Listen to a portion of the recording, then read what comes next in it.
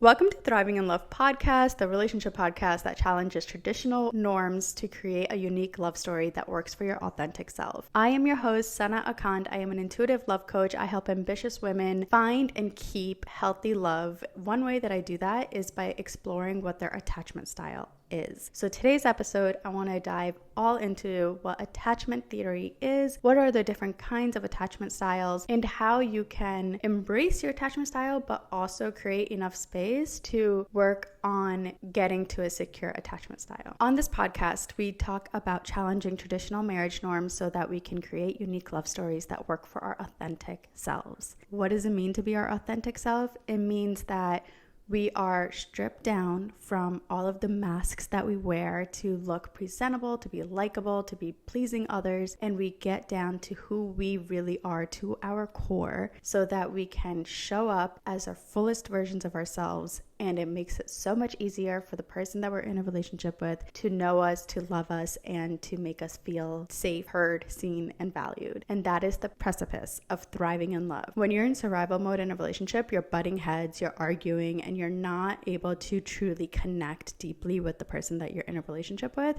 And this is because you may not be in touch with your own emotions and know yourself to the core of who you are. A good way to start in knowing who you are is knowing your attachment style. Once I discovered what my attachment style was, it made so much sense, and I was able to communicate what I want, what I need, and why do I need the things that I need in order to be fulfilled in a relationship. So let's start with what exactly is attachment theory. I'm going to read this. Attachment theory is a psychological framework that explores how our early experiences with caregivers shape our emotional bonds and relationship patterns as adults. It was originally proposed by psychologist John Bowlby, and it helps us understand how we relate to our partners and the people around us. The gist of that, if it didn't make sense to you, is that your attachment style is kind of predetermined based on how you were raised by your caregivers and your previous experiences. So first things first, let's talk about the three different kinds of attachment style. We've got anxious attachment, avoidant attachment, and secure attachment. There are a couple others, but they're not as common. So for the sake of today's episode, I'm just going to touch on these three attachment styles. To break it down briefly, if you're constantly seeking your partner's reassurance or you need validation of your partner's love and you get anxious about your relationship often, you may be anxious attachment style. But on the other hand, if you are the type to avoid emotional conversations or difficult conversations, you tend to retreat whenever you're feeling like you are emotional, then you may be an avoidant attachment style. But if you're someone who feels confident and secure in who you are and how you have relationships with others, and you're able to create an emotional safe space for difficult conversations, you may be a secure attachment style. Secure attachment style is kind of like the holy grail of thriving relationships. The goal, definitely, whether you're anxious or avoidant, is to try to become more of a secure attachment style. And I'm going to go into how you can change your attachment style. But first, we need to identify your attachment style, determine why you are the way you are, and then the healing process begins where we start doing the inner shadow work so that you can address the things that made you the way you are. Once you have that awareness, then we can do the energetic shadow work deep within our soul in order to heal properly through our energetic body and system, regulate our nervous system, shift our mindset, and to reach a place of pure emotional intelligence. And that is how you can change your attachment style. So this is the work that I do with the women that I coach. What we do together is go on a journey of self-discovery. I know for me, I wasn't even aware of my need for this journey of self-discovery until I quit my job in 2018, and I had absolutely no idea who I was and what I wanted to do with my life. And I went on a really long journey to find who I am and where I want to go, and that is what brought me here today. It took me 5 years of unraveling, unmasking, healing, and of growing and evolving and reaching a place of pure harmony and joy between my mind, body, and soul, and having that confidence and security within myself. And that is how I've been able to thrive in love with my partner, and we've been able to connect deeper because the more I got to know myself, the easier it became to communicate my wants and needs with him. Thank God he was a secure attachment style. He was very receptive to everything that I was doing, the way I was changing, the way I was growing and evolving. And instead of being scared of it, he actually encouraged it even more because it made it easier for him to love me, and it made it easier for me to know that he did love me. It really was a win-win situation. The more that I was healing, the easier it was to unlock that next level of intimacy with my partner. So knowing your attachment style is also important because then you know why you're getting triggered while you're doing the inner work and becoming aware of your emotions, and you really do learn how to respond in the moment versus react from a trigger. So it's really magical when you're able to see yourself in a way that would normally trigger you and normally cause you a big emotional reaction. And instead, you're able to pause and feel the discomfort in your body and say, whoa, I'm getting triggered right now.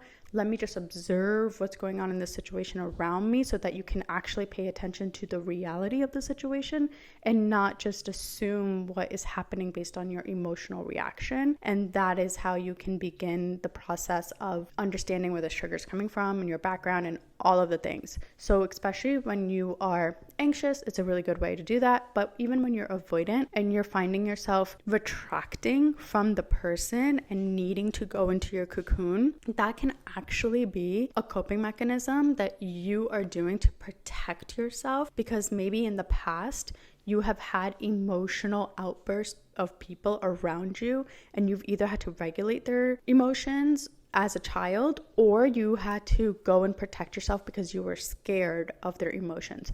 So when you're an avoidant attachment style, most likely you become really uncomfortable around people who show big emotions, good or bad, because you just don't really know how to handle big emotions. You've had to suppress your emotions because most likely you've had people around you that have had such big emotions that you haven't had the chance to express your own. So a lot of times the women that I coach, they started off as anxiously attached and then they found themselves and went on a journey of self-discovery and self-love and self-worth. But then what happens sometimes is that they go too far to the opposite end and they become avoidantly attached because they have worked so incredibly hard to be rooted in their truth and rooted in who they are, and they're like manifesting their life, they're raising the vibration, and they're doing all the things that like they have such a beautiful, peaceful life. And this is why you hear a lot of older women who have gotten out of toxic relationships who are very happy being single, which great, kudos for them.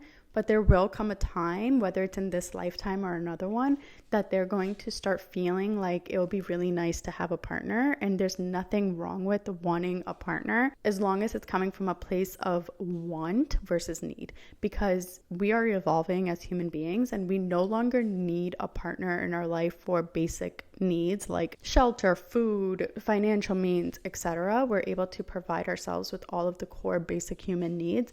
And now we're able to choose who we want to be in a relationship with. And this can be a really scary thought for previously anxiously attached women, because if you don't need someone and if they don't need you, your anxiety can spiral. So when you get to a place of pure inner peace and knowing that you don't need anyone outside of you in order to fulfill you, you're able to understand that your partner doesn't need you to fulfill them either. And that is the foundation of thriving in love, because you're creating a foundation of abundance versus scarcity. And you're able to get out of survival mode. You don't need each other to survive. You can choose each other to thrive and make your life better and improve your life together. If you find yourself falling more into that avoidant after being anxious for a while, I would try to soften my heart and see, are you in a place in life right now where maybe you're not ready to be in a relationship, and that's totally fine too. But if you are craving a relationship and you're finding yourself hard to connect to people and you're treating as soon as you feel like someone is not an energetic match for you, that's where the real work happens, when you're able to soften your heart and create enough space between your mind, body, and soul to include a whole nother person into your world. Just because you've healed your anxious attachment style doesn't mean the next relationship you get into even if it's a secure relationship, is going to be easy and blissful and a happily ever after situation. All relationships require conscious effort, and that's why conscious partnership is crucial if you want to thrive in love. Because instead of seeing it as, oh my God, relationships are so much work and this is so hard, you actually understand the entire purpose of a long-term relationship and how you mirror each other and help each other grow and evolve. So you welcome that challenge as a blessing in order for you to grow and evolve as a human. And the key to moving from, anxious to secure or from avoidant to secure is a lot of self-compassion. And the more that you can accept yourself fully, the easier it is for you to accept others fully. So it's easy to have self-love when everything in life is going great. The real work happens in those difficult moments when you've lost your job, or you've lost a friend, or you've lost someone or something that is near and dear to your heart. How can you have compassion for yourself and not beat yourself up and not blame yourself? And that is how you're able to have enough empathy for others as well, because you know that we're all just human trying our best on this journey of life to do the best we can with the tools and resources that we have. I know many of you may be wondering, are we able to thrive in love if we don't have a secure attachment style? And yes, of course, you are totally able to thrive in love and have a loving relationship before you heal fully. You may not even need to heal fully. That's not really a thing that is required in order to be worthy of love. So as long as you work on your self-worth and knowing that you are worthy of love, then you can start creating a space of beautiful relationships that are rooted in a place of wanting to be together, wanting to work on it, and knowing that you do have an anxious attachment style or an avoidant attachment style, and there's going to be just a little bit more work for you, but it is absolutely possible. And I don't want you to think that it's not, because I had a great marriage while being anxiously attached. It's better now that I've learned and healed my attachment style, but at the same time, it was absolutely beautiful and blissful before too. What is different now between then is that I don't spiral out of control at the moment that me and him have a fight. He doesn't avoid my emotions, and I'm able to communicate my wants and needs better. So I just feel way more heard and seen and valued and loved, because if he is crossing a boundary, I'm able to voice that. If I am feeling like I need a little extra support, I'm able to communicate that. The honesty and vulnerability and the communication that we have now as being two securely attached people in a thriving relationship is so much better. It feels like we're two adults in a really good relationship that are dedicated to making this work, versus before it was just the fights were just a little harder to get through, but not impossible. So if you are looking to be in a relationship, or you already are in a relationship and you feel like you have your attachment styles a little on the opposite ends of each other, seek therapy. That's the kind of work that I do with my clients. So if you're interested in working together, please sign up for a complimentary coaching call. I can also work with you directly first, and then we can bring your partner in later. It's totally up to you. I am more than happy to work based on what your needs are and what your relationship needs are. And we can totally find a way for you two to communicate better and understand each other and understand yourselves, most importantly. So that's a wrap on today's episode of Thriving in Love. And I hope you found valuable information on attachment theory. And I hope you learned your attachment style, or you have found some sort of